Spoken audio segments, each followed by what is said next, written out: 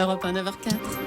L'interview découverte d'Europe 1. Caroline Roux, vous recevez ce matin Mohamed Bekkada. La France, il l'aime et il la kiffe jusque dans ses moindres recoins.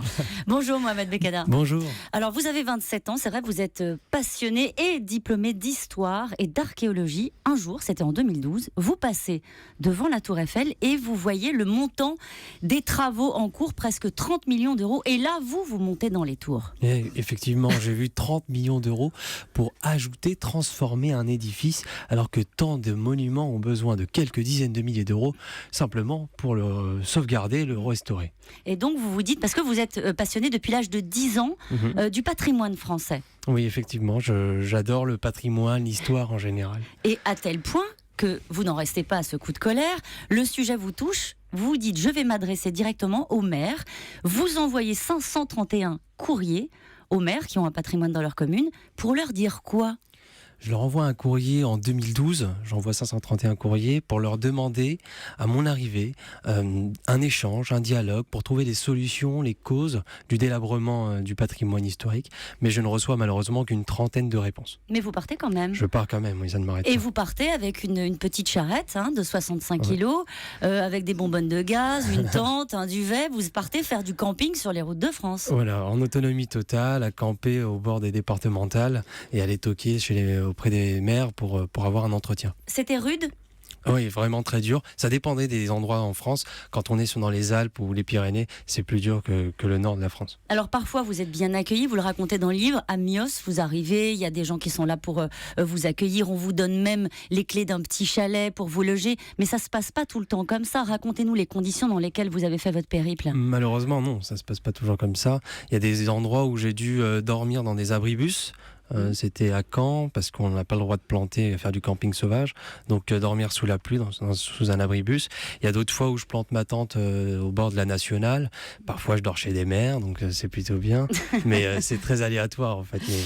Tout ça pour le patrimoine et pour la sauvegarde du patrimoine et pour réveiller la population au fond aux trésors qui sont juste à côté d'eux. Quel est votre rôle une fois que vous êtes sur place, que vous avez planté votre tente, que vous avez passé une bonne nuit, vous allez toquer à la mairie et là qu'est-ce que vous faites ? J'entre en contact avec le maire ou avec un adjoint pour essayer de trouver des solutions d'un monument. Mais en réalité, mon projet était d'interpeller, de sensibiliser la conscience de chacun, des concitoyens, mais aussi des élus, sur un trésor qui est en péril aujourd'hui. Alors, quand j'arrive à la mairie, je leur dis, montrez-moi vos monuments, et on essaye ensemble d'estimer et de trouver des solutions pour le sauvegarder. Vous avez quelques exemples ? L'abbaye Saint-Odile ? Oui, l'abbaye Saint-Odile, par exemple, qui arrive... C'est où l'abbaye Saint-Odile ? C'est dans le Doubs, je crois, c'est à Baume-les-Dames. Ils arrivent à entretenir leurs monuments grâce à des astuces. C'est une projection cinématographique à l'intérieur même de l'abbaye, où des familles regardent des films ou des dessins animés, et ils transforment également l'abbaye en boîte de nuit qu'on appelle la silent party, donc c'est assez astucieux. Ça permet de préserver le patrimoine. Mohamed Bekkada, comment est-ce que vous avez été accueilli par les populations ? Est-ce qu'on vous a toujours vu arriver avec le sourire ? Non, malheureusement non, ça n'a pas toujours été le sourire. Dites-nous. Il y a des endroits en France où on m'a envoyé à mes origines, à mon faciès, en disant bon, ça l'arabe ou ça le... Et ça c'était dur, mais bon, il fallait pas s'y arrêter là-dessus. Ah non, c'est ce que vous avez fait, vous avez continué.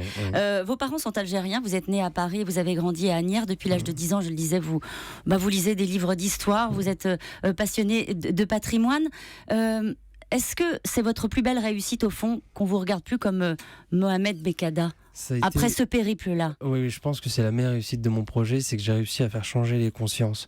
Les gens ne me regardent plus en tant que Mohamed ou en tant que d'origine algérienne, ils me regardent en tant que Français et en tant qu'amoureux du patrimoine français et d'histoire de France et de son pays en général. C'est quoi la suite ? Vous repartez avec une autre petite charrette pour faire le tour du patrimoine que vous n'avez pas pu visiter ? Qu'est-ce que vous voulez en faire de cette aventure-là ? J'aimerais bien créer un audiovisuel, créer quelque chose un média pour pouvoir aider ces monuments-là, mais aussi repartir, parce que le centre de la France, j'ai pas pu le faire et ça me reste à travers la gorge. Merci beaucoup d'avoir été mon invité. Beaucoup. Et votre livre s'appelle Ma France méconnue et c'est publié chez Michel Lafon.